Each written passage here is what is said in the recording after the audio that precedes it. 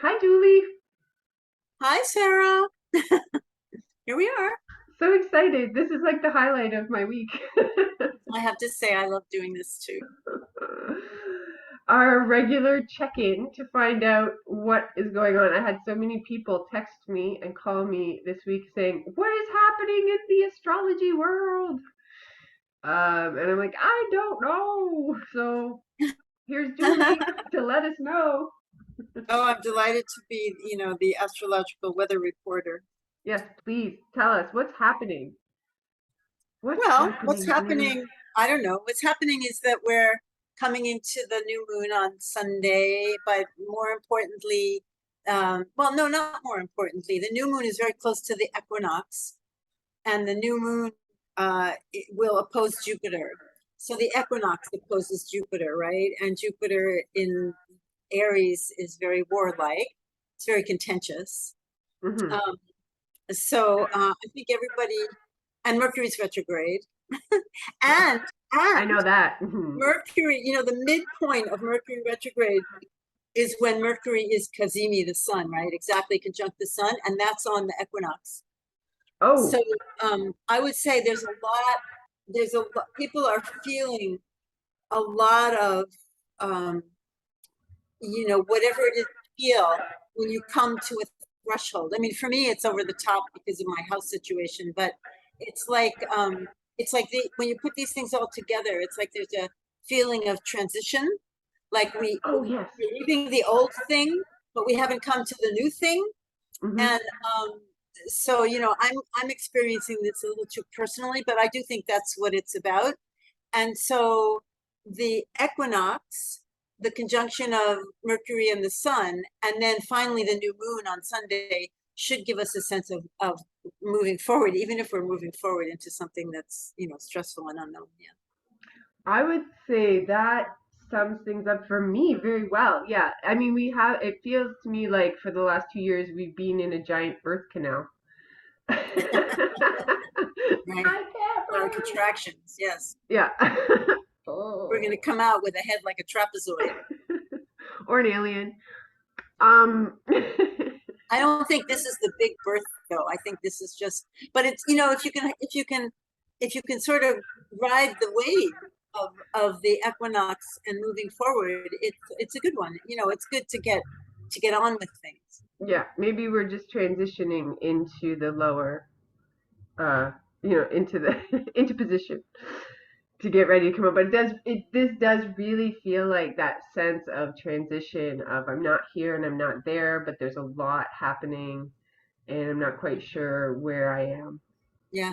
That sums up a lot of, you know, my experience and what other people are saying as well. Um, so just if I break that down for a second, when you mentioned the Kazimi in the sun, this is so the idea is that Mercury is transiting through Libra, right? Well, Mercury is retrograding back through Libra. It's going to go into Virgo. Okay. It's going to go back into Virgo on the 23rd, but right before it does, it's going to conjunct the sun at the 0 degree of Libra. Oh, 0 degree. Okay. So Yes, then, very potent degree. 0 degrees of Libra is very powerful because it's right, cardinal. It's like the new, it's everything. It's cardinal. And it's also that moment, one of only two moments in the year of perfect balance. right. And doesn't that the chart of the equinox set up for the season, for the year? That's kind of like the chart, the birth chart for the season, For what? This for the season. astrologers use um, the cardinal points, 0 degrees Aries, Libra, Capricorn, and Cancer, as a way to prognosticate. I don't know, for the next 3 months. Right. Haven't always found it to be that useful, but it is useful in the sense that you get a sense of the transits for the next 3 months. I think the main thing here is this opposition to Jupiter. Okay. And what kind of things do you think that can bring? Well, you said Jupiter's in Aries.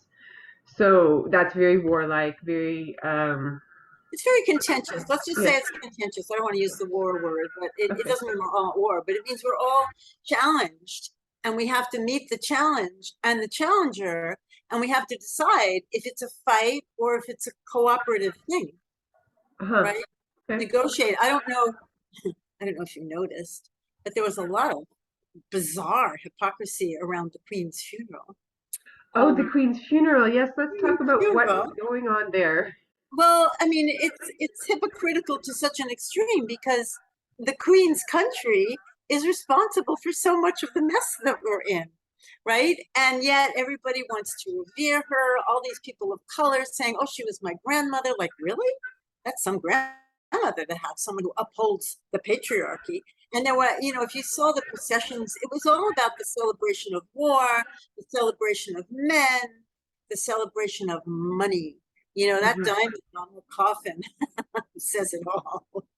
It's stolen from somewhere. It could feed, the whole world.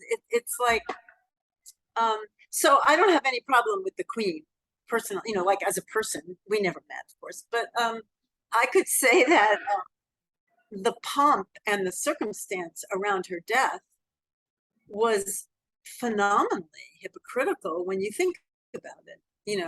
To see Jagmeet Singh saying how important it was for him to be there talking about the Queen's death.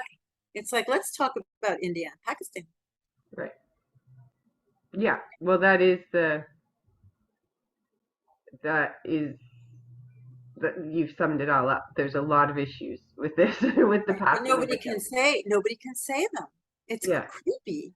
Oh, I've heard people say them, but not, I guess, not in Well, out I in mean, the open. Jagmeet can't say it. Trudeau can't say it. You know what I mean? People who's saying, if I say it, who cares, right? Right. You Nobody mean really people? You cares. mean people of importance, or people that are in that arena? Yeah. I'm not trying to start a cult. It's too late. Um. So I just want to say about Kazemi. Yes. Kazemi happens with Mercury, happens 6 times a year, 3 times retrograde, 3 times direct. And the idea is that Mercury, the trickster, is in the heart of the sun and getting his or her its new there, getting their new orders for the Yeah. next till the next time. Okay. So it's like it's sitting in the lap of the sun. So they're having a In the little heart. the And heart. but it's getting its mission statement for the next time. So the 0 degree, the fact that it's happening at 0 degrees of Libra, which is such a powerful point, means big instructions. Okay. Okay, good to know. And that's happening on Saturday? That happens exactly at midnight and 14 minutes on the 23rd of September, which is Friday. Friday. Okay. All right.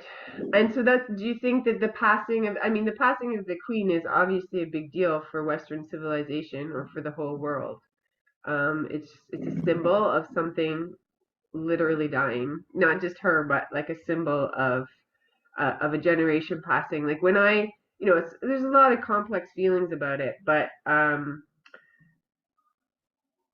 feel the end of something. And I feel, as much as I would above anybody would love to see the patriarchy end, there's still a sadness when you let go of certain things, right? So does that represent in the how does that represent in the astrology? Um, well, the queen was beloved. She had the moon conjunct Ceres. She was a mother figure. I don't like I said, she has a very elevated Saturn on the midheaven. What's really interesting about the queen's chart is that a couple things. One is that she had the South Node conjunct the ascendant in Capricorn. So Capricorn is the sign of duty, and the Hmm. South Node is your past, but it's in this case, it's also your, inherited, your the expectation of who you were. So she bore that quite, quite nobly. And of course, Saturn is the ruler of the ascendant, and it's on the midheaven. And so in Scorpio, and so she carried the country through a great deal of change when you think about when she started and where she ended, right? Yeah. Uh, Yeah. oh dear, I hear the Sorry, there's some fire trucks going by. Um, background noise. It's atmosphere. Yeah. So right? So that's actually a good topic. Like the south node is being our past, and our north node is being our yeah, growing edge.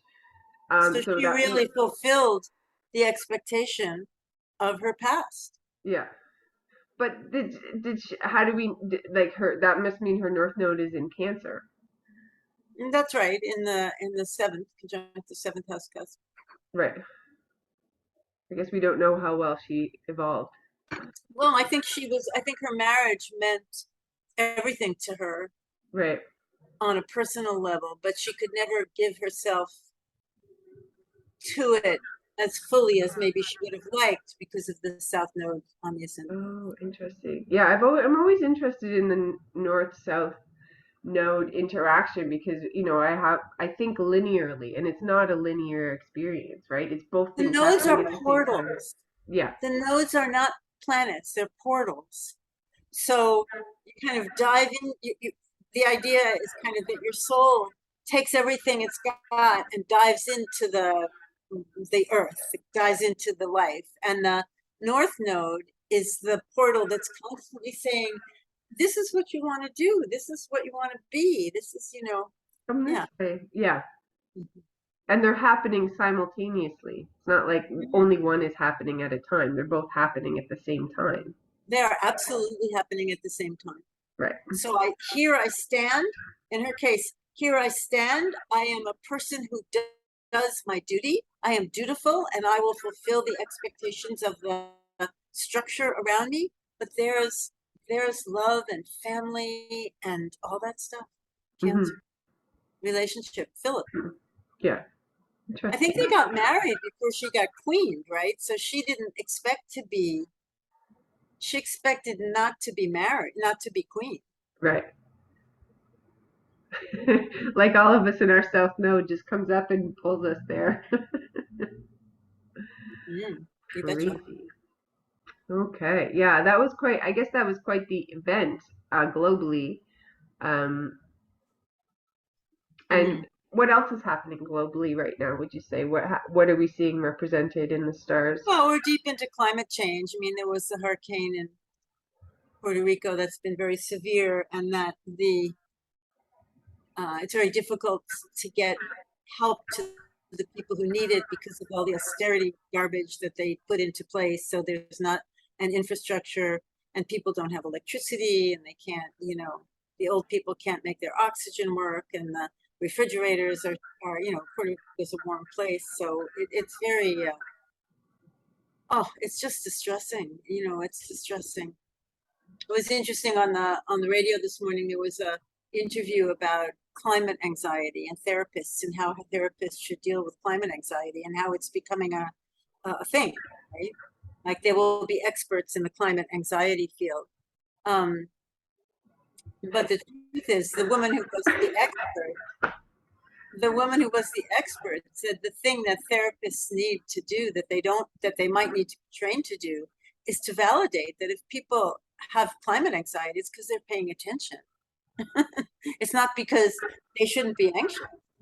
Yeah, yeah, exactly. It's like it's not like there's a reason why they're anxious. It's a really Right, real reason that they're anxious. I just right. think, why don't we just take the diamonds from the queen, take the money from all of the billionaires, Oh, that diamond on the queen's coffin. Oh my God. distribute the wealth, and they can solve all the problems if they wanted to. Right, but who are they? They are us. They are us, right? That we are part of they.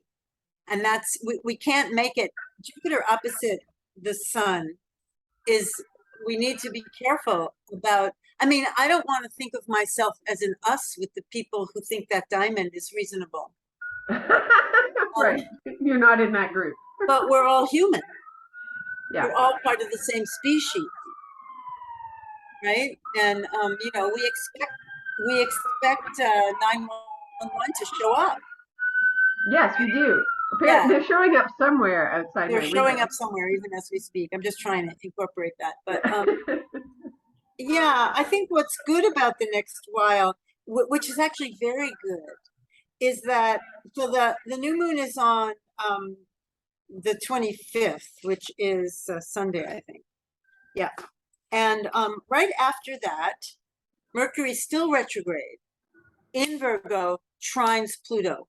And Mercury and Pluto, because all the retrogrades, like the retrograde that we had at the beginning of the year, ended up in Capricorn, and this one is ending up in Virgo, they're trining Pluto.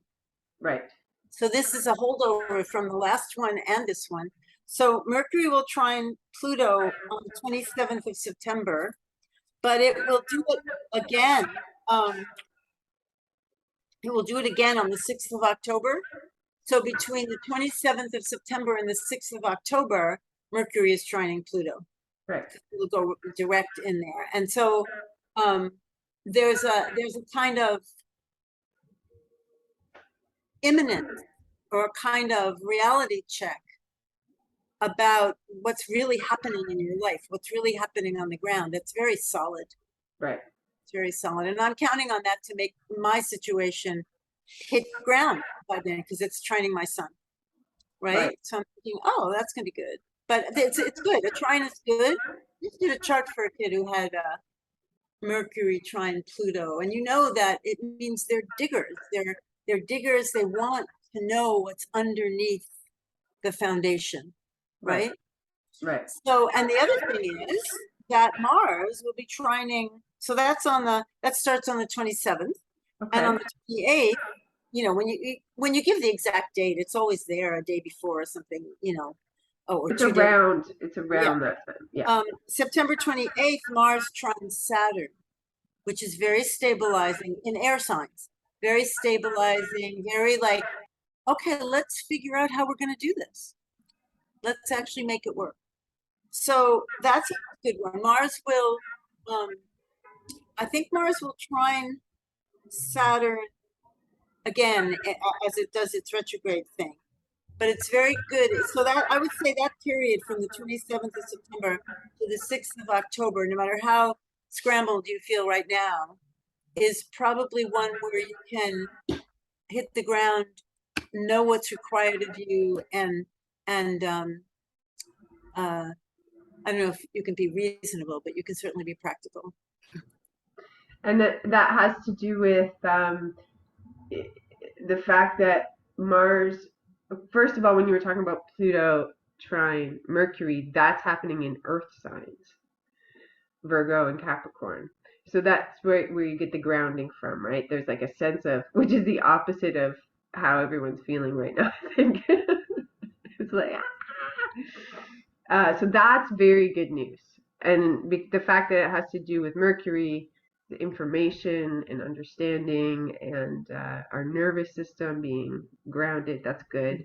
But then when Mars trines Saturn, no, Mars trines, yes, Mars trine Saturn. Mars trines Saturn. Saturn is also a very grounded planet, yeah. Very earthy planet, but it's in the air signs, which are information or communications. So that's where we get the good ideas from, or the plan. Good ideas, practical ideas, a good plan. A good plan, and Mars is like good execution of things. Yeah. Yeah. Okay, that sounds very positive, Julie. That sounds like some good things to hold on to in this next little passage of time. Yeah, I think for people who are actually listening to this, yeah, the lesson here is that the first half of Mercury retrograde is the scrambled. It's the scrambled eggs part. You know, it's where, you know, every time you pick up something, it breaks, or, you know, you drop it, or, you know, I can't believe I'm staying in this place and I couldn't find so many little things, nothing important, but little things that make your, like a scissor that cuts. Right. Mm-hmm. So I did eventually find one, but you know, all these little things, right? Scissor that cuts because I need to put something on my arm, but I need a scissor, you know, like the whole thing. But then after Mercury hits the midpoint of that conjunction with the sun, which is always the midpoint, and it shifts from actually evening star to morning star, although still close to twilight, then you're moving forward into the direct. Then you're kind of on your way. Right. Right. Your eggs so are. Pay attention to that midpoint is a good idea. Okay. And so the eggs are starting to solidify a little bit. Yes, and I mean, I don't know if there's anything, if I can back this up because I don't get feedback from people about this, but I believe that if we actually listen for whatever is whispering in our ear when Mercury is conjunct the sun, we get messages. Mm. Okay. And that's important. So on this Saturday coming up, Sunday, So yes, Friday. on when Mercury conjuncts the sun, it'll be at midnight, but it'll be let's say from the evening of that day to the morning of the next day. Mercury moves fast, and so does the sun. But that conjunction on the 23rd at midnight and 14 minutes is a very good time to meditate, to reflect, and to see what comes up. Right. And see what messages Yeah, there are that could guide you when you start to feel a little confused over the next Mercury 3 months. is the messenger. Yeah. So you can be like, okay, I'm going to hold on to this little message. Yeah, Maybe put it on my altar, put it on right. my fridge. So if any of our listeners do that, you included, me included, and you have something to share, I would love to know. Sure, yes, please put it in the comments below, and then we could discuss it. See We see. could do a study. Speaking of which, I want to recommend a book. This is a book. I have to get the Queen's chart off my screen here. Oh, sorry. No. The Human Cosmos, Civilization and the Stars. So this But was recommended to me by Martin Berzins, he is, but he gave me my very first astrology lesson in the summer of 1970 something, a long time ago, 70, early 70s, before I had decided to be an astrologer. And it was like, oh, I'll never do this. This is way logarithms. Are you kidding? Forget it. But he insisted that I do this. So I have a very warm place in my heart for Martin. Anyway, he sent me he recommended a couple of books, and this one it's so good. It's um it's a book about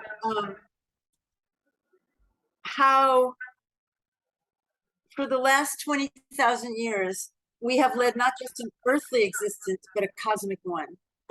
And it's all about human beings and our relationship to the heavens, starting before the caves in France, before 40,000 years ago. And it's so validating in terms of why we do astrology. It's fun. well, that's what I like. In the classes, you bring us back to like imagine in early civilization, imagine before electricity, before Imagine if you could see the sky. yeah, and when we were back in touch with nature more directly, Mhm. and I think that that's what you've done for us as a teacher is help us to have that connection, our personal connection. Like you said earlier, it's not just looking at the pictures of, although it's beautiful to look at the pictures of the planets from the satellites and things, but our actual personal connection and relationship to the planets, to the stars.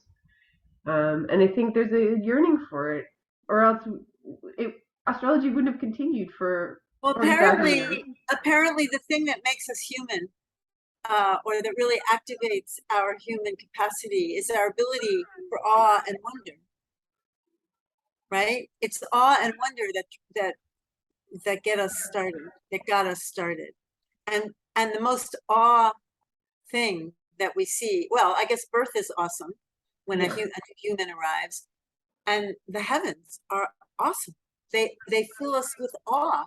Unfortunately, we make up stupid stories about who's in charge and all that stuff, but the basic essential connection. But what's interesting, I mean, one of the things it says here, our relationship has moved with the stars, has moved from wonder and superstition to one where technology is king.